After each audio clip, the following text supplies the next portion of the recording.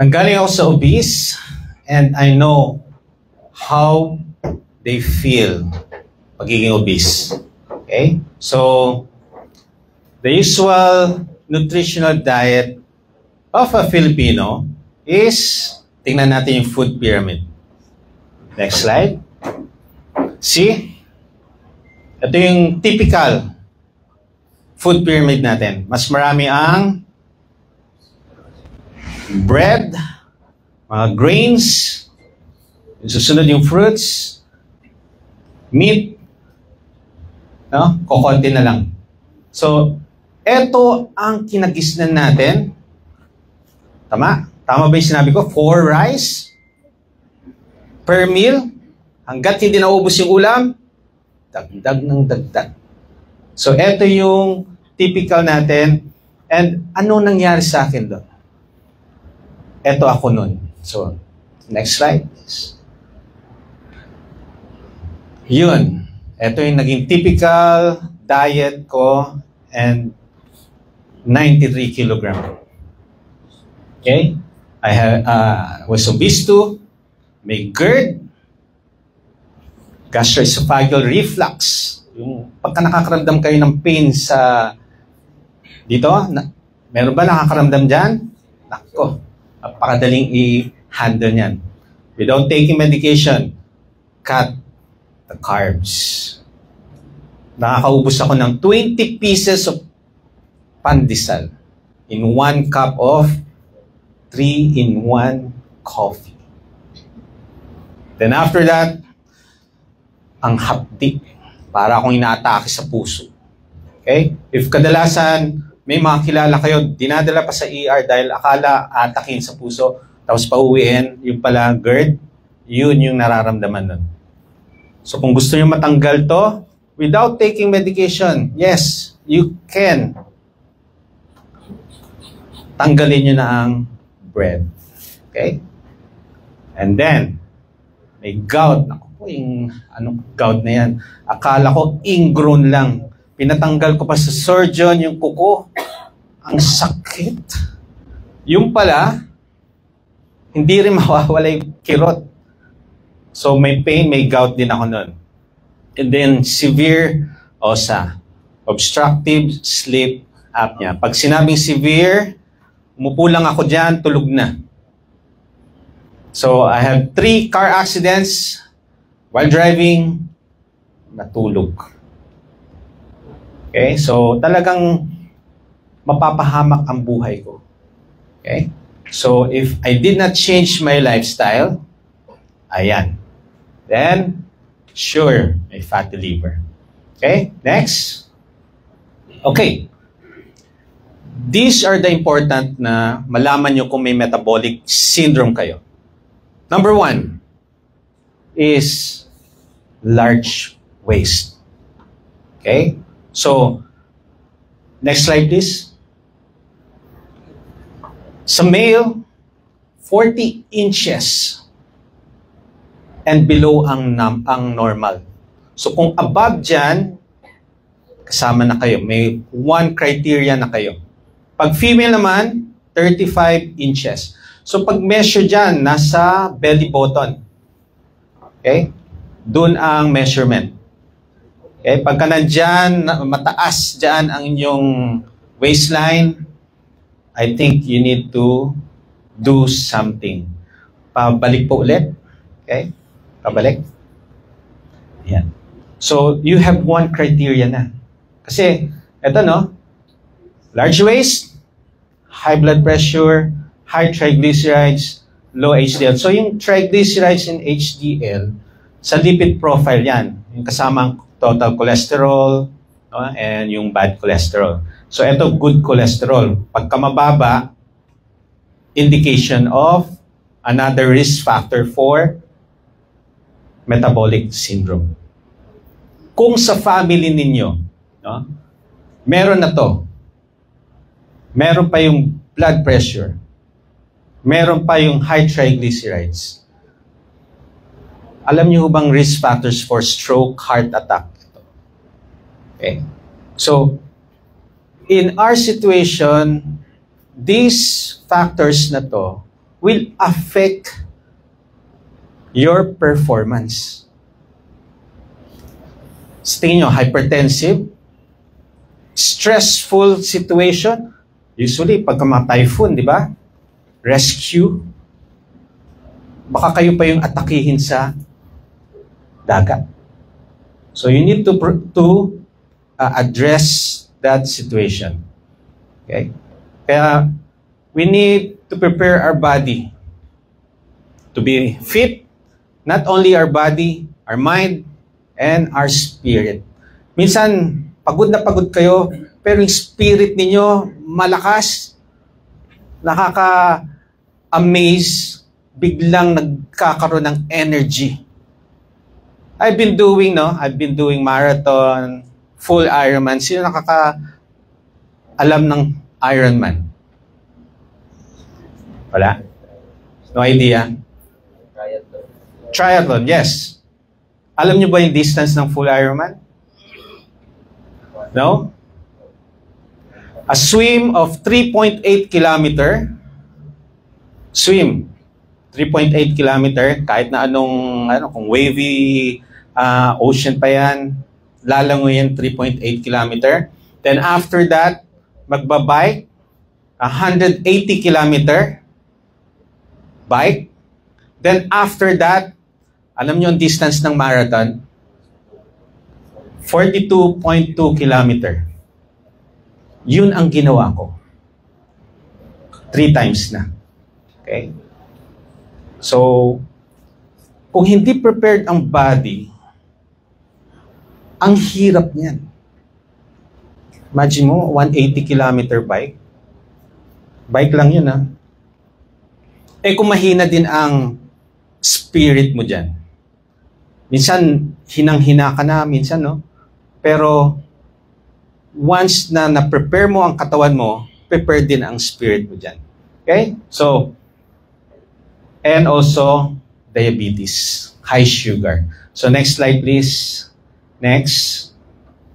Okay, blood pressure. Wala na po yung sinasabi natin na pag-age, like, ang edad ko, ito na talaga ang normal na BP ko sa edad. Kadalasan naririnig natin yan, di ba? No. Sa American Heart Association, ang BP of above 120/80, hypertensive po yan. Okay? So if you do not address your blood pressure, it will damage organs. Ano mga organs? Kidney, heart. Baka may kilala kayo, lumalaki ang puso. It's because of uncontrolled or hindi na kokontrol na blood pressure. Lumalaki ang puso. So, Doc, diliit pa ba ang puso? Yes, if you will control your blood pressure, diliit siya. Sa age ninyo, hindi nyo pa siguro ma-experience yung hypertension. I hope not. No? Kadalasan nasa 40, age 40 and above, makakaramdam na ng mga problem sa health. Okay? Sa age nyo, mukhang, hindi no? Anong pinakamatanda? 30? 48? Ang younger is 20 plus? So, and nasa, I hope, no? Very active din ang, sigurado yan, active dito. Okay, so, BP. Check your BP minsan. Kasi may iba, nagugulat na lang, uy, hypertensive pala ako. Okay? You need to check then, once in a while, para alam niyo kung ano yung dapat gagawin. Pagka tumataas, palagi mataas, consult your trusted doctors. Okay? Okay, next. Okay. Kadalasan, pagka sinabi sa atin, sino nasabihan na, ang taas ng cholesterol mo, baka ka ma-stroke or mga heart attack. Mga parents natin, pwedeng sabihan ganun. Usually, if elevated ang cholesterol ninyo, no, you don't need to worry as long as all parameters, anong parameters yon? Sugar, liver enzymes, no, your triglycerides, and HDL ay okay. Bakit? Pag elevated ng cholesterol and LDL, you can lower it without taking medication. How? Through fasting and exercise. Sigurado ako, regular ang exercise nyo. Right? Yes. Okay? Fasting, minimum of 12 hours. Halimbawa, 7 p.m. ang inyong last meal, 7 a.m., dun kayo kakain, that's 12 hours fasting. Okay. Si Doc Bry, usually 12 noon na ako kumakain. First meal ko. So usually mga 18 hours ang fasting. Hindi gutom.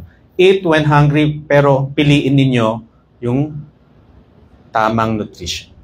Okay? So, triglycerides, if normal, mas maganda is below.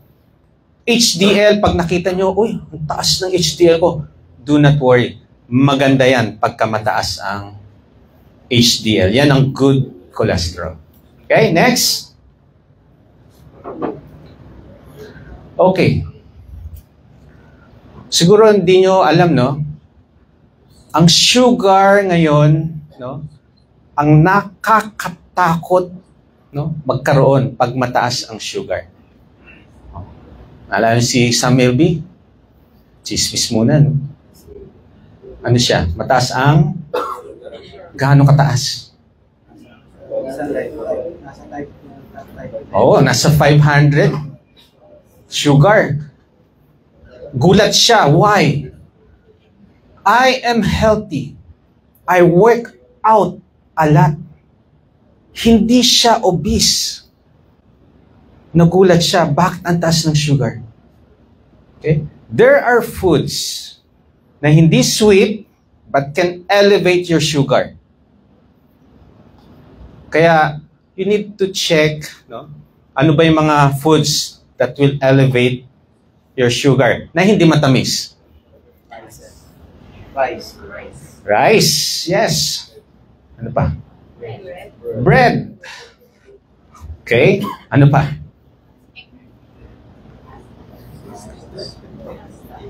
Egg, hindi. Protein yan. Starchy vegetable. Ano ba yung mga starchy vegetable? These are vegetable na nasa ilalim ng lupa. Ano to? Mga potato. Carrots. Yes. Hindi nyo alam yun eh. Kasi ang thinking natin, pag matamis, yun, ay, ayoko ng sugar. I have patience. Ganyan. Doc, how come? Ang taas-taas ng sugar ko. Eh, hindi naman ako mahilig sa juice. Hindi ako mahilig sa soft drinks. Hindi ako kumakain ng matatamis. Hindi ako umiinom ng matatamis na inumin. Tinanong ko, do you eat French fries? Ay, favorite.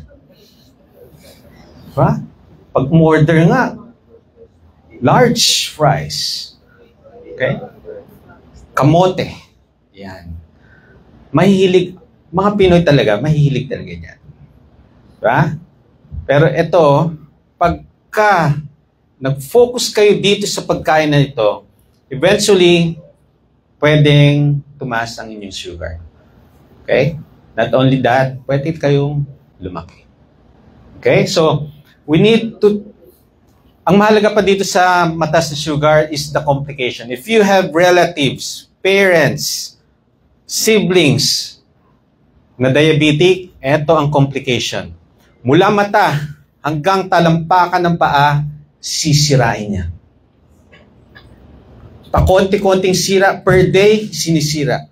So imagine mo, dekada, 10 years, na meron kang diabetes, 20 years, na elevate ang sugar mo, yung maliit na damage per day, sa tingin nyo, malaki ba yun after 10 years, 20 years? Laki nun. Kaya magsisimula, malalabong mata, then mabubulag. Diabetic retinopathy. And then, pwedeng ma-stroke. Kahit normal ang blood pressure nyo, may stroke kayo if you have uncontrolled sugar. Balita nyo na yan sa mga relative. Uy, Kumusta BP mo? Normal. Kumusta sugar mo?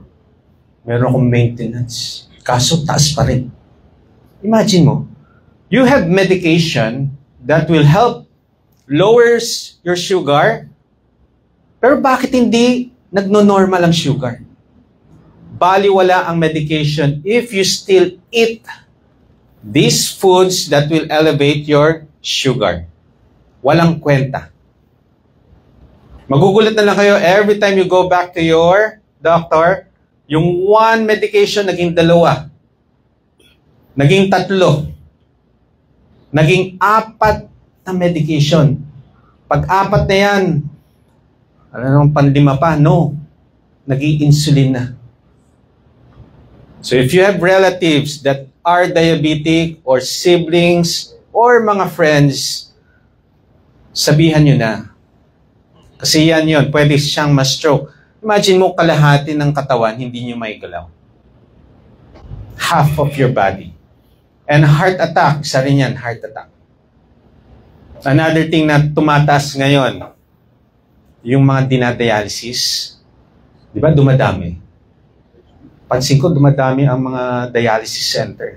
Why? They cannot accommodate patient na yung ida-dialysis. So anong nagkakaroon? Ang mga may diabetes, 60% of diabetic people nagkakaroon ng kidney disease. Ay, isa pa ha.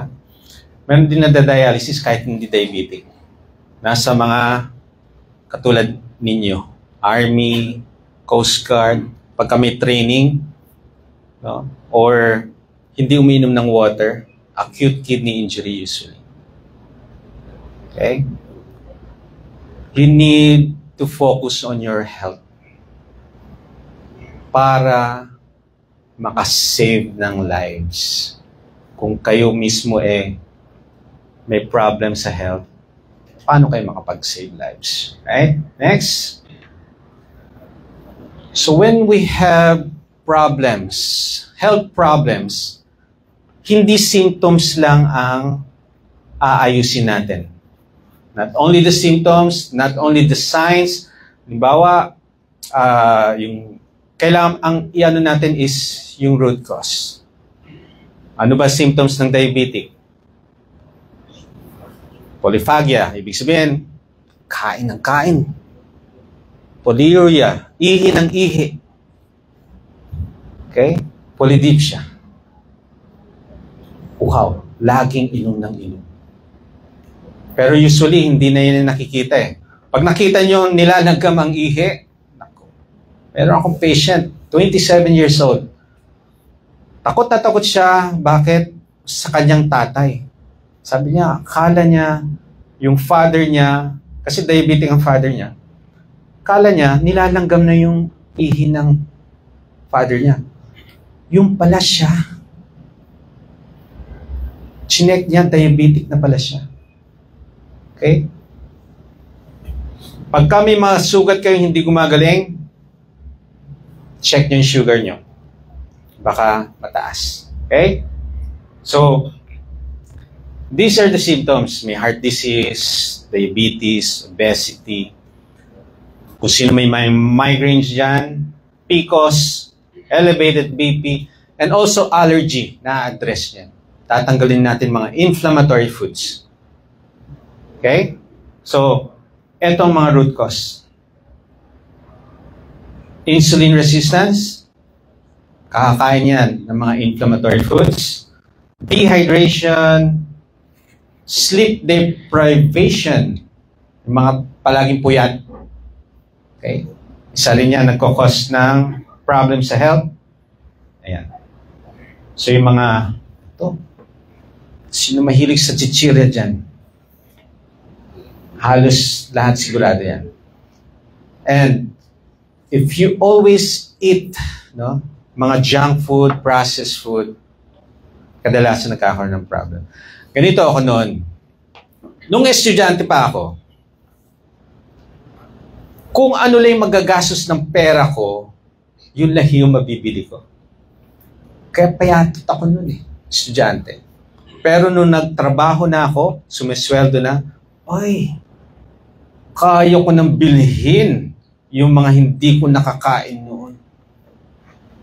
The problem is are these food na binibili ko ngayon healthy sa atin? So kung puro junk foods, processed food, sugar food, sugar drink, that's not healthy. Naintindihan ko yung iba, sugar, sarap nun. Addiction na nangyayari. Kaya pagka-diabetic patient, sinasabi ko na sa kanila, you are an addict. Okay? Sino ba mga magulang na diabetic dito? Wala. Uy, tatlo. Tatlo dito. Dito wala. Wala mga diabetic na relatives dito. Ayun. Magpasalamat kayo if they're not diabetic. Okay? If diabetic, you need to address na yan. Yan, sinasabi ko, mas takot akong mataas ang sugar kaysa mataas ang cholesterol. Kasi ang daming complication ng sugar. Kaya, you need to address the food. Nutrient-poor foods ang mga problem natin. Okay? Next. So, eto na ang low-carb food pyramid. Okay? Whole fat, dairy, andito yung protein. Yan. Majority yan. Eat when hungry. Stop when full. Problem sa atin, no? Kahit full ka na, uy, may tira pa. Ubusin ko yan. Sayang. Diba? Tama ba? Yes. Naggaling ako dyan. Ganyan din ako noon. Bawal magtira ng mumu. Pinapalo ako ng tatay ko. Well, my father is a PNP. Although, sumakabilang buhay na po. Okay? So, eat when hungry. Kung hindi gutom, huwag kumain. Kaya kadalasan, advice ko sa mga patient ko, huwag tumambay sa kitchen. Kasi andyan yung mga tira, di ba? May cover pa eh. Pagka medyo gumagawa ng trabaho ninyo, hindi nyo matatapos trabaho, matatapos nyo yung mga pagkain sa hapagkainan. Okay? Then, may vegetables tayo. Yes, we have vegetable na non-starchy. These are leafy. Yan na yan. Cabbage, okra, talong, eggplant. Non-starchy vegetable. Meron tayong mga starchy vegetable, no? Dun, so, taas na. Okay? And fruits. If you are diabetic, pinapayus ko ng mga fruits. Why? May sugar, fructose. Tapos, ang mga fruits natin ngayon, hindi na seasonal, whole year round. Lahat natitikman nyo na. Naalala nyo ba nung bata kayo? Panahon ng mangga. Panahon ng may panahon. Ngayon, hindi. Talagang makakain nyo whole year round. And it's genetically modified na. So, ang tatamis nila. So, if you have hypertension, fatty liver, and diabetes, yung mga relatives ninyo, paiwas nyo na ang mga fruits. Ang safe, strawberry, berries, and avocado. Yan. Seasonal mga yan. Okay? So, focus lang tayo dito. Eat when hungry, stop when full, chew your food 20 times before swallowing. Why? Sa bibig pa lang, nag-start na ang digestion. You need to masticate your food kasi may enzymes dyan that will help digest the food and mag-trigger ng satiety center. Anong satiety center? Ito yung, hey, busog na pala ako. Kaya magugulat kayo, isang plato lang, satisfied na kayo. Pagka napansin ninyo, nakakadalawang plato kayo, 3 plato, pansinin nyo, hindi nyo nginunguya yung pagkain. Okay? Pagka hindi nyo inuya ang pagkain, hindi nagtitrigger on ang satiety center. Nangyayari yan, gutom pa rin. Although may mga video ako, sabi ni Doc Brian, eat when hungry. Gutom pa ako.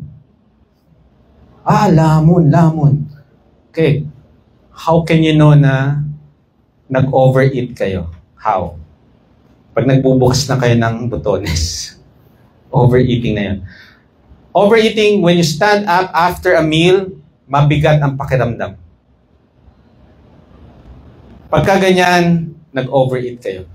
Pagka hindi, when you finish a meal, pagtayo nyo, you are satisfied at feeling wala, ang gaan ng pakiramdam.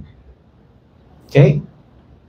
You need to focus more on the protein and the fats. Why?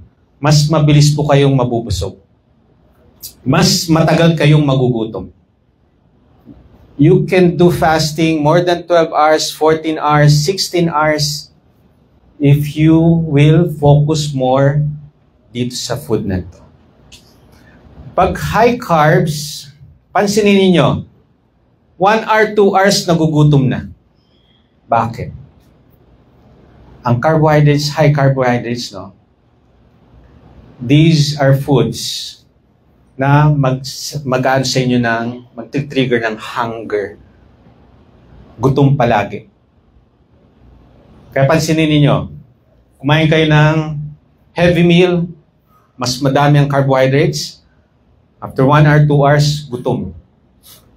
Pag kayo naghahanap, nanginginig yung iba. Nanlalata. Wala ng energy. Imagine nyo, doing 3.8 kilometer swim, 180 kilometer bike, and a 42.2 kilometer run without eating. Kaya ba sa tingin nyo? Makakaya nyo?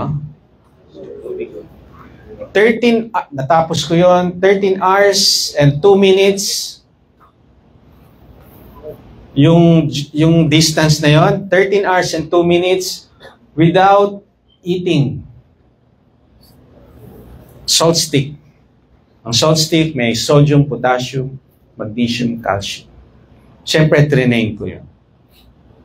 Pero dun ko prove that you can do fasting doing an endurance na race.